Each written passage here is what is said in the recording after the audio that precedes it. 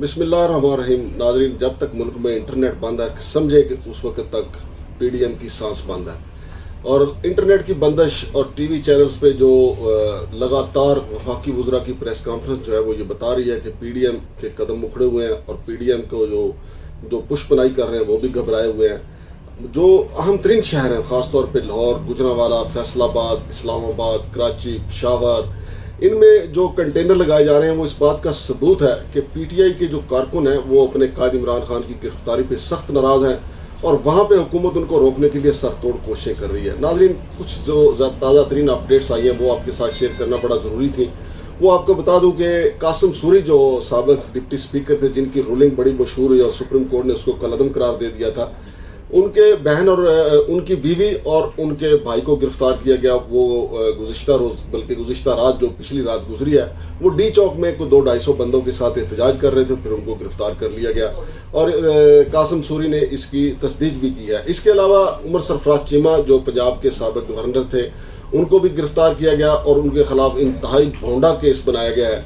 तो anti corruption वालों ने उनको गिरफ्तार किया और कहा है कि जो विरासत का हिस्सा उमर सरफराज चीमा ने अपनी बहन को दिया था उसमें धोखाधड़ी की गई थी। यानी एंटी करप्शन वालों को साल के बाद अब ख्याल आया कि या पीटीआई वाले चूंकि ठुकाई कर रहे हैं पुलिस की और दूसरों की, तो लिहाजा यार ये केस निकालो कि इसकी बहन को जो 2 हिस्सा दिया गया था, हालांकि बहन मुद्दई नहीं है, लेकिन एंटी करप्शन वाले वहाँ पहुंचे हैं। उमर सरफराज चीमा को हिरासत में ले लिया है, शाह महमूद कुरैशी साहब को भी, तो इसके अलावा असद उमर साहब को भी गिरफ्तार कर लिया गया। और शुनीद ये है कि जो ही कोई मौका मिलेगा फवाद चौधरी को भी गिरफ्तार कर लिया जाएगा। मकसद इस सारी गिरफ्तारियों का ये है कि पीटीआई के वर्कर जो हैं वो मोबिलाइज ना हो सके, लेकिन पीटीआई के वर्कर जो हैं वो इतने ट्रेंड हो गए। इमरान खान ने पैदर पै जलसे कर करके और रैलियां कर करके पीटीआई के वर्करों को अब वो किसी की कॉल का, अपने लीडर की कॉल का इंतजार ही नहीं करते। इमरान खान ने चूंकि गिरफ्तारी से पहले जो बयान जारी किया था कि मुझे एक ऐसे नजायज मुकदमे में गिरफ्तार कर लिया जाएगा, तो उसके बाद हर लीडर वर्कर जो है पीटीआई का वो समझता है कि बस यही हमारे कायद की कॉल है और इसी पे हमने लबैक कहना है। तो नाज़रीन, इस वजह से पूरे मुल्क में जो कारकुन है गिराव जलाव भी जारी है और पीडीएम के जो कठपुतलियां हैं, निगरान हुकूमतें, उनके भी कदम उखड़े हुए हैं। लेकिन इस वक्त सबसे ज्यादा खुशी जो है वो नवाज शरीफ, मरियम, मौलाना फजल रहमान और जरदारी की। चूंकि नाज़रीन इसमें कोई शक नहीं है, इनकी ज्यादा दुश्मनी थी, ये ज्यादा दुश्मन थे मिलिट्री एस्टेब्लिशमेंट के, इनको ज्यादा तकलीफ रही है माजी में मिलिट्री एस्टेब्लिशमेंट के खिलाफ। लेकिन अब वो बगले बजा रहे हैं, ड्राइंग रूम में बैठ के अपने बच्चों को बता रहे हैं, अपने साथियों को बता रहे हैं कि देखा हमारा जमहूरी इंतकाम कैसा है, हमने इमरान खान को और फौज को ही लड़ा दिया है, अवाम को और फौज को ही लड़ा दिया है। इसमें असल इंतकाम की जो आग बुझ रही है वो नवाज शरीफ की बुझ रही है, जरदारी की बुझ रही है और मौलाना फजल रहमान की बुझ रही है। मौलाना फजल रहमान ने तो बरमला कहा था कि मुझे इक़्तिदार से दूर किया गया, मैं इसका बदला लूंगा, और वो बदला ले रहे हैं। और उन्होंने तो बड़े खतरनाक बयान दिए थे फौज के खिलाफ। लेकिन जब माजी में जो फौज के खिलाफ बयान दिए गए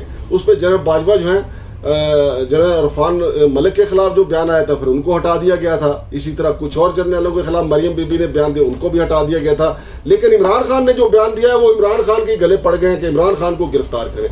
तो नाज़रीन, ये फौज और आवाम के दरमियान जो ज्यादा फासले बढ़ते जा रहे हैं, ये कारीगरी है जरदारी की, नवाज शरीफ की, मौलाना फजल रहमान की। इसको गहराई में सोचिएगा कि ये वो मेन हैंडलर हैं जो ये चाहते थे कि ऐसा हो कि इमरान और फौज जो आमने सामने आ गए, और बिला आखिर ऐसा ही हो गया और वो इमरान और फौज आमने सामने आ गए। अवाम इस वक्त सड़कों पे है और गिराव जलाव जो है वो जोरदार तरीके से जारी है, बड़े लीडरों को गिरफ्तार किया जा रहा है। लेकिन ऐसा मुमकिन नजर नहीं आता। नाज़रीन, पार्टी तो अभी शुरू हुई है, चूंकि जब माजी में मुजीबुर रहमान वाला खेल खेला गया था उस वक्त भी ऐसी ही सूरत हाल थी, लेकिन फिर जो हुआ वो भी तारीख का हिस्सा है। फिर महमूदुर रहमान कमीशन जो है रिपोर्ट मंजर आम पे नहीं आने दी गई, क्योंकि उसमें बताया गया था कि किस किस ने मुल्क तोड़ने में मुंह काला किया था, किस किस का मकरू किरदार था, वो महमूदुर रहमान कमीशन में मौजूद था, इसलिए उसको सामने नहीं आने दिया गया।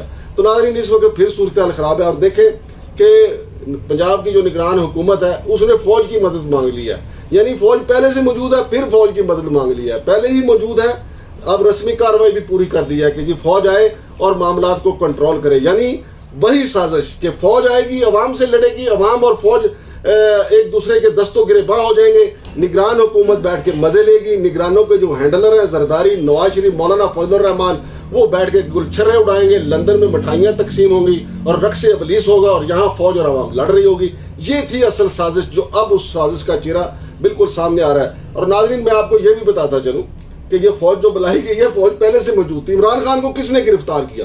وہ رینجرز کا کیا ہے؟ وہ فوج ہے. اور میں آپ کو ایک اور خبر بھی دیتا چلوں ناظرین، یہ پرویز مشرف دور میں رینجرز یہاں اسلام آباد میں بلائی گئی تھی، اس کے بعد واپس ہی نہیں گئی. ایسے لیٹرز اسلام آباد پولیس کے موجود ہیں، ان کے اعلیٰ عہدیداروں کے موجود ہیں، جو انہوں نے وزارت داخلہ کو لکھے کہ جناب رینجرز کو واپس بھیج دیں. جو رینجرز کو پیسے دیے جا رہے ہیں وہ وفاقی پولیس پہ خرچ کریں، ہم آپ کو زیادہ اس سے زیادہ اچھی پرفارمنس دیں گے. لیکن ایسا کیسے ہو سکتا ہے؟ جو آ جائیں پھر وہ جاتے تو نہیں ہیں، پھر علاقہ بھی اپنا ہو، کیونکہ ادھر وہ آ گئے ہیں بس نہیں جانا. اور رینجرز کے اوپر جو اسلام آباد میں ان کو رکھنے پہ جو اخراجات ہو رہے ہیں وہ کہیں زیادہ ہیں. وہ اسلام آباد پولیس بیچاری جو ہے وہ ان اخراجات کو دیکھ کے للچاتی ہے کہ کاش ایسے اخراجات ہم پہ بھی ہوں. اور اسلام آباد پولیس نے اسی لیے تو یہ مشورہ دیا تھا کہ جناب ان کو لے جائیں واپس اور جا کے اپنا جناب علی دشمن کے سامنے بارڈر پہ کھڑا کریں ان کو، اور ہم یہاں پہ اسلام آباد کے اندرونی جو سیکورٹی ہے اس کے معاملات میں ہم حاضر رہیں گے. لیکن ایسا نہیں کیا گیا. تو ناظرین اس وقت چونکہ پورے ملک میں صورتحال ایسی ہے اور عمران خان کا جو وہ پولیس لائن ہیڈ کوارٹر میں ہے اس کو سب جیل قرار دے دیا گیا ہے. یعنی جب تک عمران خان کا مقدمہ چلے گا عمران خان جو ہے وہ پولیس لائن ہیڈ کوارٹر میں ہی رہیں گے. اور ناظرین آپ کو یہ بھی دلچسپ بات بتا دوں کہ جو پہلا پولی کلینک کا آرڈر جو میڈیکل بورڈ بنا تھا اس کے سربراہ تھے فرید اللہ شاہ. تو فرید اللہ شاہ نے جو پہلے ہی بتا دیا کہ عمران خان کے زخم جو ہیں وہ گہرے ہیں اور دوبارہ ان میں سوزش ہے، لہذا یہ خطرناک ہو سکتا ہے. جو ہی ان کی اوپینین آئی تو ان کو ہٹا کے پھر پیمز کا میڈیکل بورڈ بنا دیا. اور پیمز کے میڈیکل بورڈ نے کیا کہا ہے کہ عمران خان بالکل تندرست صحت مند، ان کی نبض جو ہے وہ بالکل نارمل ہے اور باقی سب کام اوکے ہے. تو یہ رپورٹ دیا جناب ملک نعیم صاحب اور ان کے میڈیکل بورڈ نے. ناظرین جیسا کہ میں نے آپ کو بتایا کہ ہمارے ملک میں 75 سال سے کینگرو کورٹس کا رواج ہے اور یہ جو بورڈ بنتے ہیں یہ بھی کینگرو بورڈ ہوتے ہیں اور پھر جو کمیشن بنتے ہیں وہ بھی کینگرو کمیشن ہوتے ہیں. وہ مرضی کی رپورٹیں مرتب کرتے ہیں، وہ فائنل جو ہے وہ ڈیسیژن نہیں کبھی دیتے. جتنے ہمارے پاکستان میں جتنے بھی کمیشن بنے ہیں سمجھے وہ کمیشن لے کے اپنے گھروں کو چلے گئے، لیکن حتمی رپورٹیں نہیں آئیں تاکہ ملزموں کو قرار واقعی سزا دی جا سکے. اور جو پاکستان میں 1971 کا جو سانحہ ہوا تھا، اگر حمود الرحمان کمیشن کو رپورٹ کو منظر عام پہ لایا جاتا اور اس کے جو اصل کردار ہیں ان کو سزا دی جاتی تو آج پاکستان کو ان حالات کا سامنا نہیں کرنا پڑتا تھا جو کرنا پڑ رہا ہے سیاسی جماعتوں نے اپنے تھوڑے سے فائدے کے لیے. ناظرین یقین مانیں کتنا کو فائدہ ہے؟ تھوڑا سا فائدہ ہے. عمران خان کتنی دیر مقبول رہتے ہیں؟ عمران خان کو اقتدار ملتا ہے، عمران خان سال 6 مہینے میں پھر غیر مقبول ہو جاتے.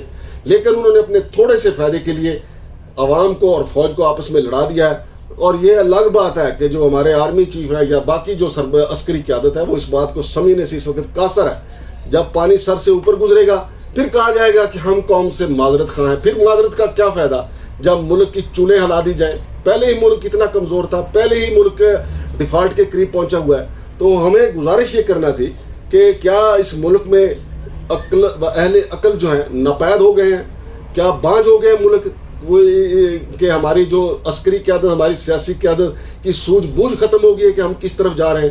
یہ ملک ہے تو کسی کا اقتدار، یہ ملک ہوگا تو پیپلز پارٹی کا اقتدار بھی آئے گا، نون لیگ کا بھی آئے گا، مولانا فضل الرحمان بھی سرکاری لسی تبھی پئیں گے جب ملک قائم ہوگا، اور عمران خان کا اقتدار بھی تبھی آئے گا جب ملک قائم ہوگا. لیکن اس وقت تو عمران خان کی پارٹی کو انہوں نے کھڈے لائن لگانے کی کوشش کی ہے، ان کو دیوار کے ساتھ لگایا جا رہا ہے. یہ ظلم اور زیادتی ہے، اس پہ ہر پاکستانی جو ہے وہ پریشان بھی ہے اور حیران بھی ہے کہ اتنی کیا مجبوری ہے ہماری آرمی کو کہ وہ پی ڈی ایم کے کہنے پہ اس حد تک چلے گئے کہ رینجرز کو گرفتاری کے لیے بھیج دیا. اور دوسری طرف آپ دیکھیں کہ ہماری جو اسلام آباد ہائی کورٹ ہے کہ اس کو تو چاہیے تھا کہ آئین کی اور قانون کی پاسداری کرتے ہوئے فوری طور پہ عمران خان کو واپس بلاتے اور پھر سرزنش کرتے رینجرز والوں کی اور جنہوں نے یہ گرفتاری کروائی تھی. لیکن انہوں نے ایک ایسا کھسی آرڈر دیا ہے کہ جناب کہا ہے کہ شاید یہ توہین عدالت ہے. یعنی ابھی یہ پاک نہیں، جج صاحب کسی سے پوچھیں گے کہ یار پاک کروں یا شاکی رہنے دوں، پھر اس کے بعد وہ کہیں گے کہ جناب اب مجھے یہ پتہ چلا ہے کہ جناب یہ توہین عدالت ہوئی ہے یا نہیں. یعنی ابھی انہوں نے کہا کہ شاید یہ توہین عدالت ہے، یہ ان کا آرڈر ہے. کل انہوں نے ویسے ایک دفعہ تو بڑا دلیری کا مظاہرہ کیا، ایسے لگتا تھا کہ تخم لنگا پی کے جج صاحب آئے اور انہوں نے کہا کہ مجھے اگر وزیر اعظم کو بھی بلانا پڑا تو میں بلاؤں گا. پی ٹی آئی والے بڑے خوش ہو گئے، جناب عدالت جو ہے وہ بڑی دبنگ ہو کے آئی ہے، پتہ نہیں انہوں نے انرجی ڈرنک کو پیا ہے. حالانکہ وزیر اعظم تو لندن میں بیٹھے ہوتے، کیسے ان کو طلب کیا جا سکتا ہے؟ لیکن پھر 10 بجے جو فیصلہ ہے وہ قوم نے دیکھا کہ یار وہ آنکھوں میں دھول جھونکنے کے سوا کچھ نہیں ناظرین، افسوس کے ساتھ کہنا پڑتا ہے ہماری عدالتیں جو ہیں ہمیشہ جو ہیں وہ کبھی آزاد نہیں رہی. وکلا نے بڑی قربانیاں دیں اس آزاد عدلیہ کے لیے، لیکن افسوس کے ساتھ کہنا پڑتا ہے کہ جج صاحبان جو ہیں بقول شوکت عزیز صدیقی کے کہ فیصلے کہیں اور سے لکھ کے آتے ہیں، بس یہ سگنیچر کرتے ہیں اور چل بھی میرے بھائی بس کام کرو اور آگے چلا دو. اب دیکھیں فوج بلائی ہے اور فوج کو بلانے کا واحد مقصد ایجنڈا یہی ہے کہ فوج اور عوام کو براہ راست ٹکراؤ کروایا جائے، براہ راست فوج سے گولیاں عوام پہ برسوائی جائیں اور براہ راست عوام جو ہے وہ فوج کے ساتھ جو ہے وہ پتھراؤ کرے تاکہ مزید نفرتیں بڑھیں. اور اب تو کوئی دشمن کی ضرورت نہیں ہے. زرداری صاحب، مولانا فضل الرحمان، نواز شریف، شہباز شریف، خواجہ آصف اینڈ کمپنی نے وہ کام کر دیا ہے. میں نے تو سنا ہے کہ نریندر مودی اپنی کابینہ کے ساتھ رقص کر رہا ہے کہ جناب ہمارا دشمن جو ہے وہ آپس میں لڑ پڑا ہے، اب موجیں ہی موجیں ہیں. شمشاد مانگڑ کو اجازت دیجیے، اللہ حافظ.